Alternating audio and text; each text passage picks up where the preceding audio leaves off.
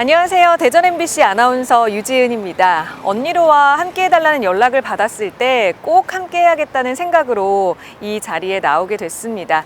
사실 저는 작년 6월에 국가인권위원회에 똑같은 아나운서인데 왜 남성은 정규직이고 여성은 비정규직인가? 이 부당한 처우를 개선해달라는 취지로 진정을 넣은 바 있는데요. 많은 분들이 함께 목소리를 내주셔서 인권위가 제 손을 들어줬고요. 최근에는 대전 MBC도 이 권고를 수용하겠다고 밝혀서 곧 정규직 전환을 앞두고 있습니다. 그래서 여성 노동 운동에 대한 궁금증, 관심이 많이 생겼었는데요. 오늘 저도 배우는 마음으로 함께 해보도록 하겠습니다. 7, 80년대 여성 노동자들이 과연 어떻게 선배님들이 어려움을 극복하셨는지 오늘 그 발자취를 함께 따라 걸어볼까 하는데요. 그 길을 안내해 주실 두 분을 모셨습니다. 안녕하세요, 선배님들. 안녕하세요. 반갑습니다. 인사 부탁드립니다. 네.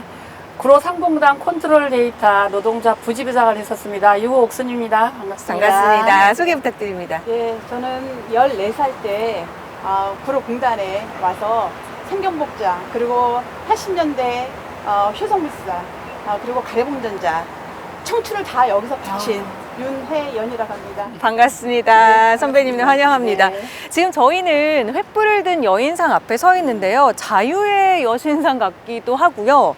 수출의 여인상이라고 부른다고 하더라고요. 언제 어떻게 만들어지게 된 건가요? 1974년도에 구로공단 설립 10주년 기념으로 이게 세워졌다가 네. 뒤에 이제 보시다시피 큰 건물이 들어오면서 없어졌다가 다시 이제 구로공단 50주년 때 재건립한 겁니다. 그 당시에 그 섬유 봉제 쪽에 여성 노동자들이 거의 한 80%가 여성 노동자들이었으니까 그래서 여성 노동자 이 횃불 든 상을 세운 것 같습니다. 여성 노동자들이 그만큼 많았다는 얘기일 텐데 네. 당시에 여성 노동자들의 환경, 일하는 환경은 어땠을까요? 그 환경이 뭐 다 아시다시피 열악했죠. 근로기준법에는 8시간이라고 돼 있지만 대다수가 12시간 일을 해야만 됐고 휴일도 일요일은 거의 쉬지 못하는 그런 노동 환경에 놓여 있었다고 보시면 됩니다. 정말 열악한 환경 속에서도 정말 열심히 일해 주셨기 때문에 지금의 성장이 가능했는데, 그래서 사실 산업 역군이다 여성 노동자들을 이야기하기도 하지만 당시는 너무도 열악했던 거죠. 근데 당시에 여성 노동자분들의 나이대가 거의 20대가 안 되신 분들도 많았다고 들었거든요. 제가 아까 14살 때 왔다 그랬잖아요. 14살 때 왔는데 그때 저와 같은 우리 친구들이죠. 네. 굉장히 많았어요. 다 또래. 예, 또래. 그리고 좀 중학교까지 졸업한 애들은 그 QC라고 해서 좀 우리보다 이렇게 월급이 많은 직급이었거든요. 그 친구들이 조금 있었고 우리 뭐 초등학교 졸업한 애들이 한 80% 이상은 됐어요. 그 어린 나이에부터 정말 이 나라의 성장을 위해서 애써주신 선배님들께 다시 한번 감사하다는 말씀 전해드리고 싶고요. 오늘 많은 이야기 함께 나눠볼 텐데요. 장소 옮겨서 또 네. 다양한 이야기 나눠보도록 하겠습니다.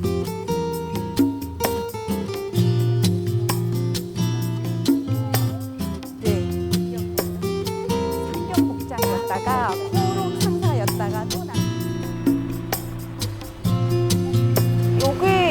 여기도 표지석이 있네요. 대엽이라는 이게 예전 예. 공장.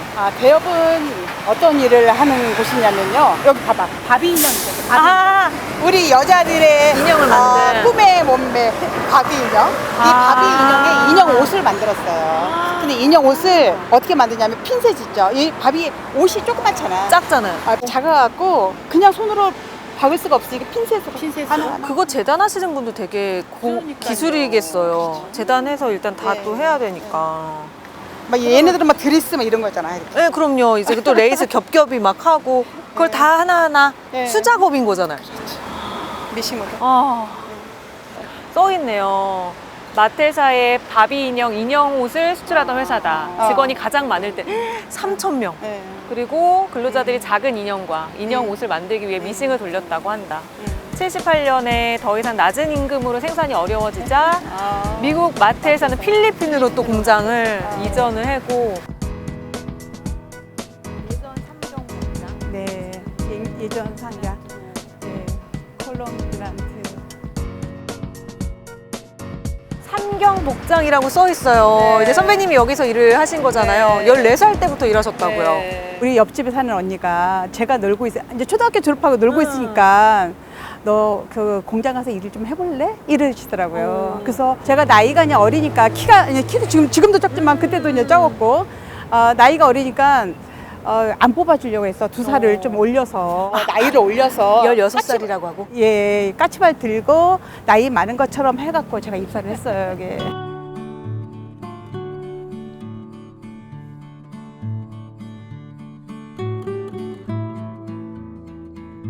여기 와서 뭔가 부푼 꿈을 안고 또 오셨을 수도 있는데 그렇죠. 와서 일해보니까 노동 환경은 어땠어요? 노동 환경은 출근 시간은 있어요. 8시 출근 시간이야. 아침 8시. 예, 그러면 법대로 하면은 5시에 퇴근해야 그쵸. 되잖아요. 근데 우리는 기본이 7시까지 일하는 거예요. 그러니까 10시간 근무. 기본이 10시간 원래 근무에다가 5시인데 7시까지는 당연히. 예, 예. 그래서 한 5시쯤에 식권을 딱 하나를 줘. 그러면은 9시까지나 10시까지 일하라는 뜻이고. 연장 근무, 연장 야간 근무. 작업, 예. 작업. 그거는 밥을 주는 거네. 그렇죠. 저녁밥은 주죠. 식권을 2개를 줘요. 그러면은 그것은 철야를 하라는 뜻이에요. 밤을 새요? 예. 그러니까 새벽에 3시까지 그렇게 일을 많이 했어요. 그럼 새벽에 3시까지 일을 하잖아요. 그럼 어떻게 자겠어요? 잠을? 제가 일했던 작업 제가 다이에서 자는 거지. 제가 완성반에서 일했던 그 작업 다위에 내가 작업했던 옷을 깔고 옷을 덮고 자요. 퇴근도 못하고. 그렇죠. 그럼 7시에 일어나. 그럼 또 일어나서 이제 세수하고 아침밥 먹고 또 이제는 일을 하는 거죠. 8시부터. 그러니까 그 8시간까지 일하면 160시간에다가 100시간 넘게 일을 한 거거든요. 뭐 그거에 대한 수당이나 뭐 추가 근무에 대한 건 전혀 없는 거잖아요. 추가 근무 수당은 있었죠. 수당이 있어요? 처음에 어. 150%를 안 줬어. 맞아. 근데 나중에 노조가 생기고 나서 어. 50%를 더 가산해서 줬죠. 너무 피곤하셨을 것 같은데 그런 상황 속에서도 학업에 대한 열정이 있으셔서 학업도 열심히 수행하셨다고 들었어요.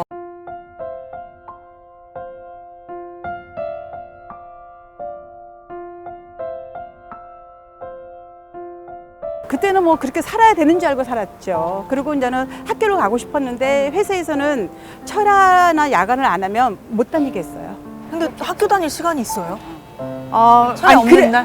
그래서 아예 못 다니게 하니까 여기서는 못 다녔죠. 근데 산업체 특별학급이라는 정부에서 우리 나 같은 애를 위해서 그런 학교를 산업체 학교. 산업체 학교를 만들었어요.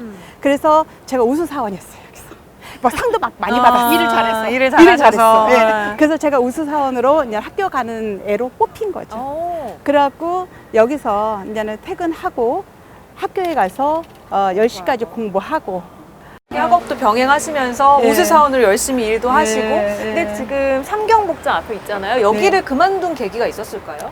제가 일을 잘하고 그래서 이제 반장이 됐어요. 반장이 됐는데 저희는 항상 철야가 많았어요. 봉제반보다 더 철야가 많았어요. 봉제에서 나오는 물량만큼 다 이걸 따라주지를 못할 만큼의 기계가 있었어요.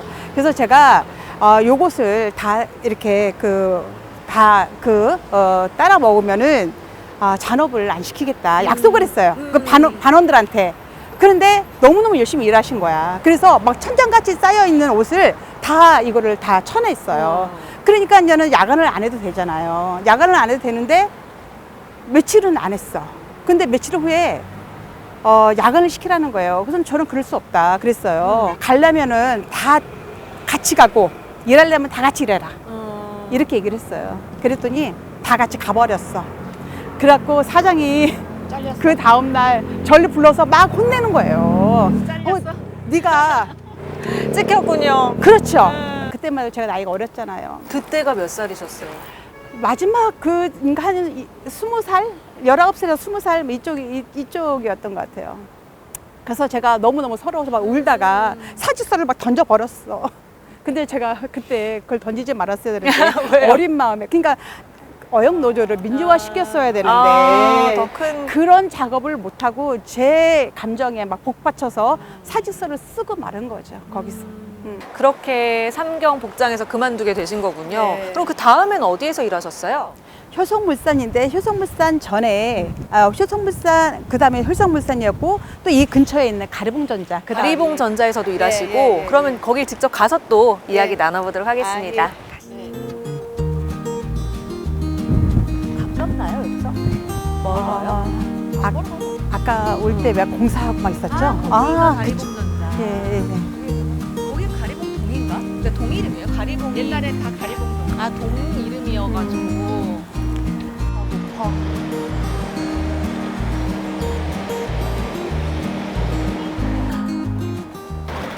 예전 삼경복장 자리였던 곳에서 쭉 올라오다 보면 여기 또 표지석이 있는데요. 지플러스 타워라고 써 있는데 밑에 옛 대한광학이라고 써 있습니다.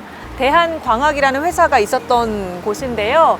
여기는 직원이 800여 명으로 써 있네요. 쌍안경을 주로 만들었던 광학기기 업체였다고 합니다.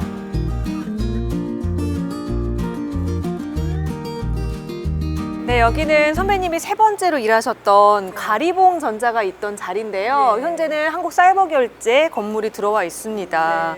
여기에서 언제부터 언제까지 일하신 거예요? 제가 여기서 83년부터 구로 동맹 파업 끝날 때 85년 7월까지 여기서 일을 했습니다. 어떤 일을 하셨어요?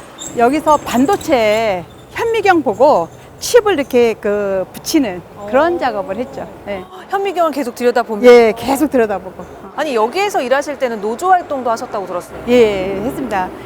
롱코리아라고 있어요. 그 롱코리아의 그 자회사, 계열사 뭐 이렇게 바라보면 돼요. 가리봉 전자가 예, 예. 근데 이제는 롱코리아는 노동조합이 있었어요. 그래서 노동조합이 있고, 그래서 근로조건이 굉장히 좋았어요.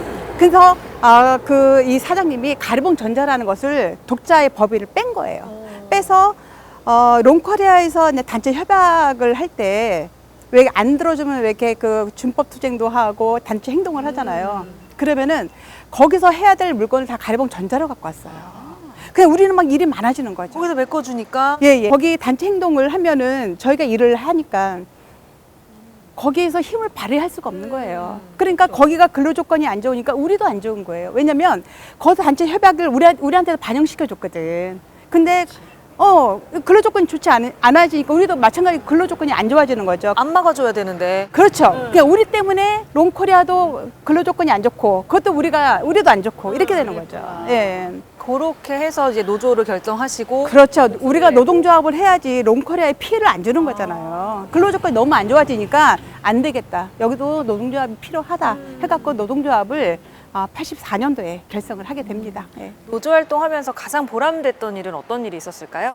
그때 관리자만 빼놓고는 95%가 다 가입을 했어요. 95%가 예, 예, 다 가입을, 그렇죠. 가입을 했고, 왜냐면 눈치 보느라고 안 하잖아요. 근데 이미 롱코리아에서 노동조합 활동한 거 보고, 노동조합이 이렇게 좋은 거구나를 알아서 그랬던 것 같아요. 그리고 뭐, 거기에 있는 그 친구들이 열심히 이제는 소모임도 하고, 재미나게 일을 했죠.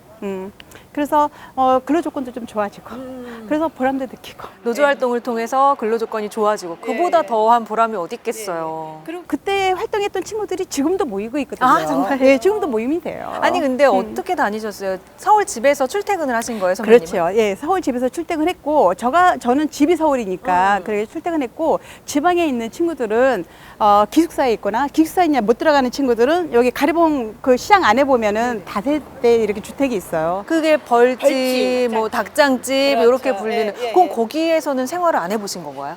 친구들이 거기 사니까 놀러 가서 전도 부쳐 먹고 비 오는 날 왜 전 부쳐서 먹기도 하고 그랬죠. 저희가 아까 얘기하신 벌집하고 닭장집 있는 쪽 가가지고 또 거기 보면서 이야기 나눠보겠습니다. 가보시죠.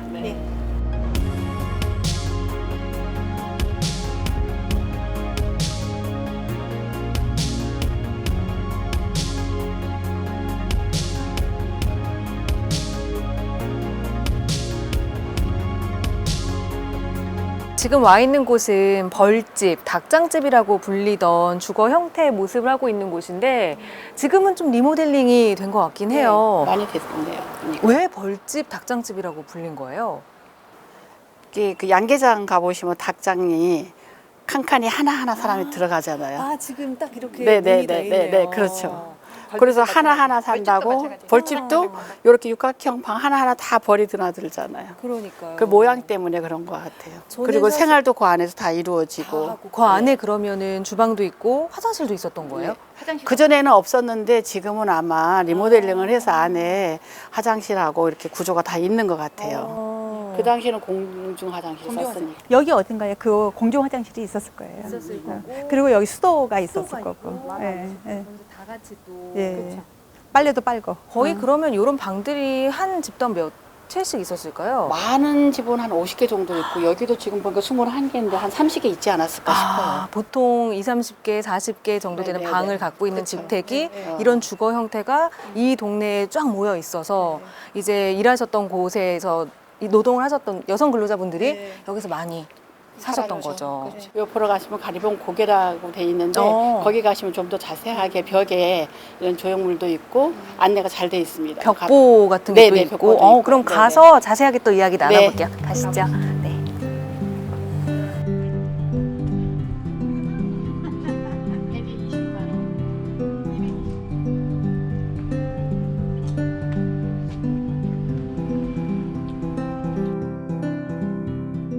네, 저희는 가리봉 시장 고개 벽보 앞에 나와 있는데요. 이 벽보에 어떤 내용이 담겨 있는 거예요? 아마 그 이 동네의 닭장집에 대한 역사와 구로공단의 그 삶의 역사를 여기다가 이렇게 하면서 구로공단 여행길을 만들면서 이 표지판을 형성을 한 것 같습니다. 네. 그래서 여기 보면 닭장집도 나와 있고 구로공단의 모습도 나와 있고 닭장집이 지금 네네, 사진으로 저기 딱 있네요. 37집이 있는 거 여기처럼 이렇게 구인 게시판 길거리에 게시판이 있어서 엄청나게 구인 광고를 붙였던 거예요. 예전에는 이런 게시판에 다 네네네. 종이로 네. 이렇게 붙어 있었죠. 18세 미만의 용모 단정한 여성 뭐 이렇게 해가지고 이런 게 많이 붙어 있었고요. 네. 이게 이제 있고 여기 보면 우리 윤혜연 공지의 글도 여기에 이렇게 있습니다. 식권을 네, 식권 하나 두 주는 장 날은 받고 잔업이고 네네. 2개 주는 날은 철이하거든요. 네네. 아까 해주신 그런 것도 얘기들. 있고 또 신경숙 소설가님 잘 아시죠? 네, 여기 맞아요. 땀방의 그 소설의 배경이기도 하고 박노의 시인의 그 시작의 배경이기도 하고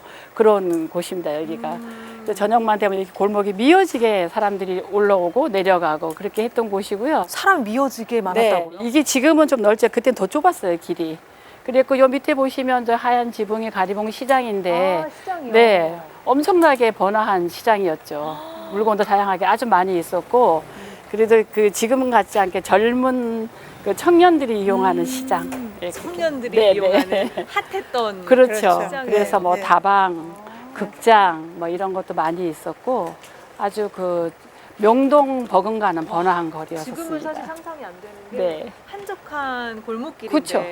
여기가 거의 사람이 막 미어질 정도로 네. 이럴 정도로 네. 사람이 다녔다는 거잖아요. 공단이 한창 번창했을 때에는 노동자 숫자가 한 12만 이상이었다고 하니까 그 사람들이 같은 시간대에 이동을 한다고 생각하면 엄청나게 많은 사람이 이동하는 거죠. 이게 퇴근 시간 또 정해져 있으니까 그쵸. 그때 예, 다 같이 예. 시장 가서 이제 여기 다방도 가고 그렇죠. 맛있는 거 먹으러도 네, 가고 그러니까 구로공단에 취직하면은 여기 와서 비키니 옷장도 사고 뭐 이런 게 살림도 다 여기 사고. 있어요. 살림도 네. 사고 네. 먹자골목에서 이제 퇴근 후에 이제 먹기도 하고 그러시구나. 놀기도 그렇죠. 하고 네. 그런 네. 곳입니다. 그렇군요. 자, 가리봉 시장 여 아래 있는데요. 여기 지나서 또 가다 보면은 예전에 구로 동맹 파업이 네, 이루어졌던 곳이 또 맞아요. 있다고 하더라고요. 네, 네. 그쪽도 가서 자세한 이야기 나눠보겠습니다. 네. 가보시죠.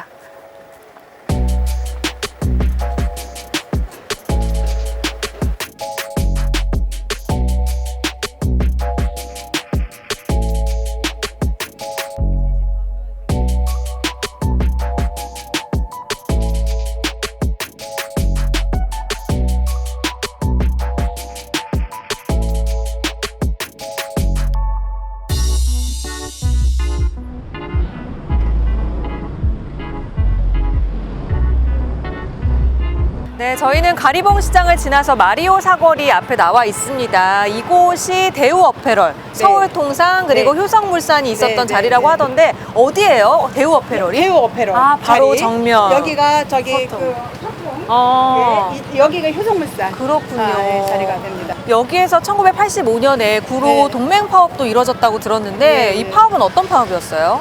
구로 동맹 파업은 전두환 정권이 왜 광주 민중화 학살을 딛고 정권을 잡았잖아요. 네네네. 그러니까 정당성이 이제 떨어지고, 그리고 이제는 그 외국 이렇게 해외에서 보기에는 우리나라가 이거는 민주 국가가 아닌 거예요. 그래서 이제는 압력이 막 이렇게 들어오게 돼요. 그리고 그때 뭘 준비했냐면 88 올림픽을 준비하고 있을 때 뭔가 이렇게 분위기를 뭔가 민주적인 분위기를 만들려고 그때 노동조합을 예전에는 신고해야 되는데도 불구하고 허락을 해준 상황이었어요. 근데 그때 이제는 그 노동조합을 허락하는 때였어요.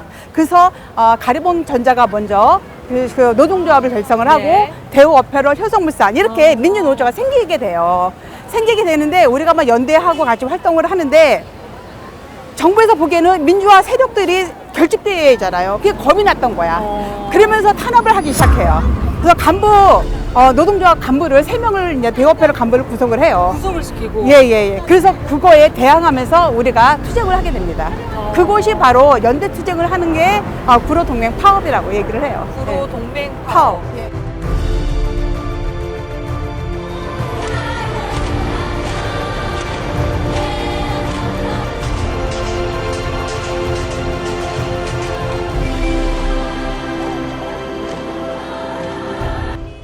파업이 가지는 의미가 또 남다를 것 같아요. 이 파업은 우리나라의 그 6.25 전쟁 이후에 정치적인 문제로 연대를 한 파업이 최초의 네네네. 사건입니다. 그래서 노동자들이 정치 투쟁을 하지는 않았거든요. 근데 그때는 우리가 정치적인 구호를 외친 거죠. 뭐 노동부 장관 물러나라. 그리고 또 노동차랍 중단하라. 막 이러한 정치적인 투쟁을 하고 정치적인 문제로 또 연대를 하고. 그리고 또 이제 이런 그 투쟁을 통해서 또 이렇게 노동자들이 민주화 세력으로 성장하는 그런 계기가 돼요. 그래서 전노협이라든가 뭐 서울 그 노동조합 협의회라든가 이런 것이 그때 다 생기고 그러니까 그 정치 세력이 이제 만들어지는 그런 과정이 되는 거죠. 이전 노조 활동과는 다르게 좀 정치적인 그렇죠. 활동까지도 이어갔던 그렇죠. 예. 파업이기 때문에 예. 더 의미가 있는 예. 파업이라는 생각이 듭니다. 네, 다음으로는 선배님이 일하셨던 곳이었죠. 네. 컨트롤 데이터. 여기에 가서 직접 가서 자세한 이야기 나눠보도록 하겠습니다. 네. 함께 가보시죠.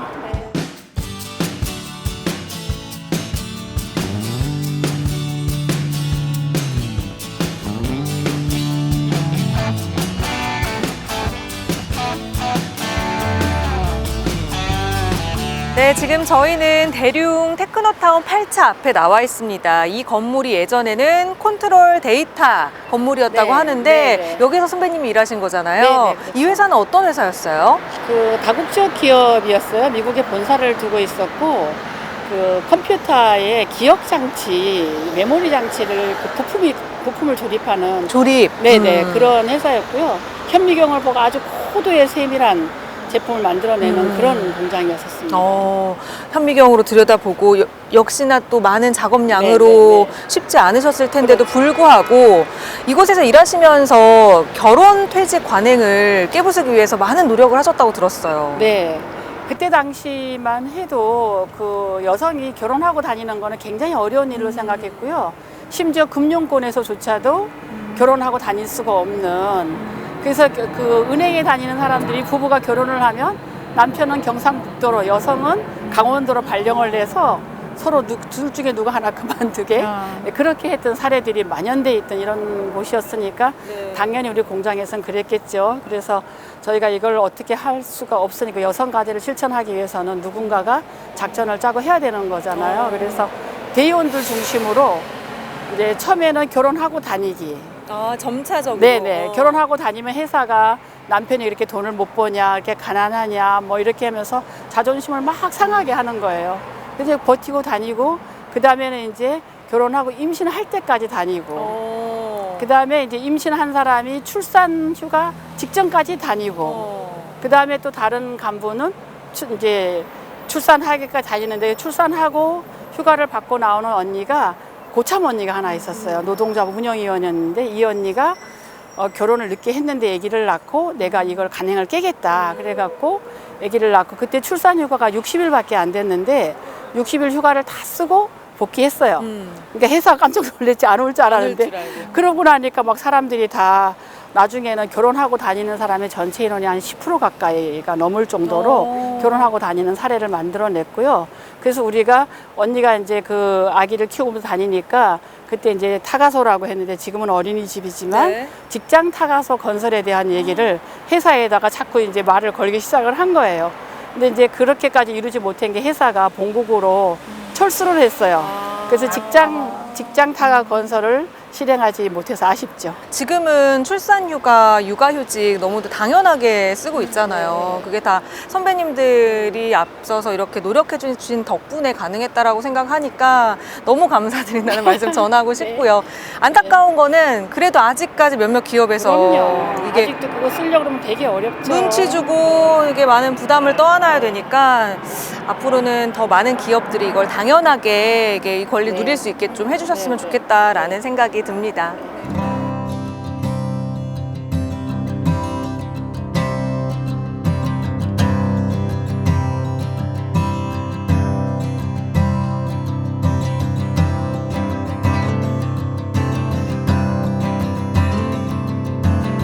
가산 디지털 단지역 1번 출구로 나오셔서 이 작은 골목길을 지나오시면요. 주택가 안에 구로공단 노동자 생활체험관이 있습니다.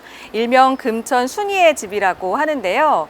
이 체험관은 금천구가 2013년도에 1960년대부터 1990년대까지의 구로공단에서 일했던 노동자가 생활한, 아까 전에 잠깐 봤었죠? 이 벌집 또는 닭장집을 복원하고요. 관람객으로 하여금 당시 노동자들의 생활상을 직접 체험할 수 있도록 조성을 했습니다.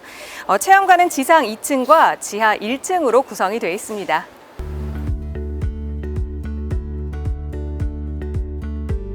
네, 체험관 2층은 영상관인데요. 구로공단의 역사를 기록한 동영상을 시청할 수가 있습니다.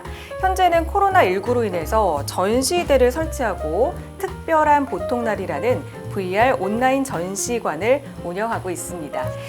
전시는 연말까지 진행된다고 하니까요. 찾아오기 어려우신 분들은 아래 링크로 들어가 보시면 좋겠습니다. 1층은요, 기획 전시관으로 운영되고 있습니다. 구로공단과 노동자들의 생활상을 알 수 있는 사진 전시를 보실 수 있습니다.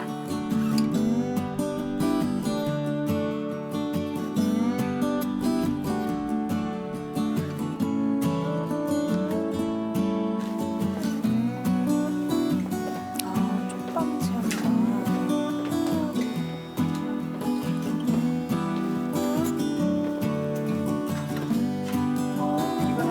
한방인데 그 자취하는 살던 방. 그래서 이렇게 비키니 옷장이 있으면 잘 사는 거예요. 정말요? 네. 한 달에 예, 비키니 옷장도 없어서 옛날에는 이렇게 사각 박스가 나무로 돼 있었어요. 거기다 신문지 이렇게 덮거나 뭐 이렇게 청 같은 거 덮어놓고 거기다 이렇게 하고 이제 비키니 옷장만 있어도 잘 사는 자취방. 여기가 지하 1층 쪽방 체험관인데 네. 6개 테마로 이루어져 있더라고요. 네. 그 중에 하나의 방에 들어와 있는데요. 아니, 들어와 보니까 생각보다 훨씬 더 작아요. 여기에서 몇 명 정도 생활을 한 거예요? 뭐 많이 살면 4명 사는데 4명 사는 경우는 주야 교대예요. 아, 2명씩, 네, 2명씩. 주간에 2명, 야간에 2명. 이게 월세를 아끼기 위해서 그렇게들 살았죠. 저기 부엌에서 이제 여기 조그만 부엌에서 세수도 하고 밥도 해 먹고 간단한 빨래도 하고. 그리고 예전에 여기다 못을 쳐갖고 아, 이렇게? 어디 있죠? 못을 쳐갖고 여기 아. 보이지 옷을 여기다 않게 쫙 이쁘게 걷는 수놓은 이렇게 그 뭐라 그럴까 그 커튼 같은 거 이렇게 덮어놓고 아, 덮어놓고 가림, 여기다 이렇게 가림막으로. 그렇죠. 네, 아. 이 벽이 전체가 다 옷이 걸려 있는 거예요. 못이 쭉 박혀가지고 네. 옷쭉 이제 평소에 입는 옷은 거기다 걸고 귀중한 좋은 옷만. 옷은 여기 넣고 이렇게. 주말에 4명이 다 와서 자야 될 때는 여기에서 그냥 일자로 누워서 그렇죠, 그렇죠. 한번 누워볼까요? 여기 잘 수가 있나? 잘. 근데 뭐 여기 지금은 누워보면- 여기 물건이 많지 않은 편이에요. 이게- 여러 4명 사면 자기 사물이 많거든요. 이렇게 엄격하니까. 다리도 다 못 뻗을 수도 있는데도 이게 쭈그려서 여자들이 키가 별로 안 돼요. 여기 3명 누우니까 딱 차는 크기니까. 이불 깔아놓고 다 이렇게 발 집어넣고 있잖아요. 겨울에 추우니까. 그렇게 발 이불 이렇게 덮어놓고 이야기하지. 음. 회사 이야기도 하고 예. 연예인 이야기도 하고. 화장실은 어떻게 가요? 이제 여기 공중 화장실이에요. 공용으로 다 예, 이 하나. 전체 건물에 층마다 화장실 하나 있으니까 아침엔 전쟁이잖아요. 그러니까. 이제 아주 가벼운 거는 정말 좀 가끔 주방에서 해결하고 아이고. 많이 이제 가고 그렇게 줄 서는 거니까 줄을 서야 되니까 너무 급한 거죠. 패션방은 1970, 80년대 여가 문화.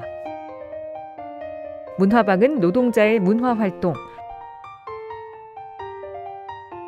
공부방은 공부와 꿈을. 추억방은 노동자의 애환과 슬픔을. 봉제방은 노동자의 취미 생활을. 생활방은 일상생활을 재현해 놓고 있습니다. 네, 오늘 선배님들과 함께 언니로를 걸어봤는데요. 그때부터 지금까지 7, 80년대 노동운동을 알리기 위해서 활동하고 계시잖아요. 어떤 마음으로 가능했던 일이었을까요? 뭐 열심히 한다고 지금까지 평생 해왔지만 여전히 여성 노동자들의 현실은 열악하고 일하기는 어렵고 결혼해도 또 그 육아휴직 출산 이런 휴가를 내기는 너무너무 아직도 어려운 세상이고요. 또 결혼하고 다니는데 육아는 여성의 몫으로 남아있고 가사노동도 여성의 몫으로 남아있어서 여성의 생활은 여전히 힘들고 어렵다고 생각합니다. 그래서 앞으로 좀 더 열심히 우리가 해야 되지 않을까 이런 생각을 해봤습니다. 네, 선배님은요? 예, 이렇게 돌면서 느꼈던 건데요. 처음에 있던 그 건물이 없어요. 하나도. 지금 빌딩으로 많이 바뀌었고. 근데 이게 빌딩으로 건물만 바뀐 게 아니고요. 우리나라의 이 그 사회도 민주화도 예전에 비해서 많이 저는 발전했다고 봐요. 그러나 부족해요. 그 민주화가 누가 만들어준 게 아니라 위에서 그러니까 그 먼저 누군가 이렇게 싸웠기 때문에 가능했다고 봐요. 그럼요. 그래서 그것을 후배들이 알고 이 우리가 완성 못한 것을 좀 완성해 주길 바라는 그런 마음에서 네. 제가 이렇게 함께 하고 있습니다. 사실 저도 작게나마 채용 성차별을 문제 삼고 외칠 수 있었던 거는 다 선배님들이 앞서서 외쳐주신 그 목소리가 있었기 때문에 가능했다라는 거를 저도 오늘 함께 걸으면서 너무 많이 느낄 수 있었습니다. 선배님들 정말 감사합니다. 수고하셨습니다. 네, 여러분 어떠셨나요? 저는 오늘 언니로를 걸으면서 우리가 당연하게 누리는 것들이 결코 당연한 것이 아님을 깨달았습니다.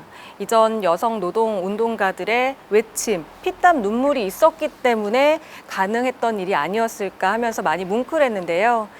지금은 구로공단이 예전 모습이 많이 사라지고 빌딩 숲으로 변했지만 이전 여성 노동가들의 그 피땀 눈물, 그 역사를 결코 잊어서는 안 되겠습니다.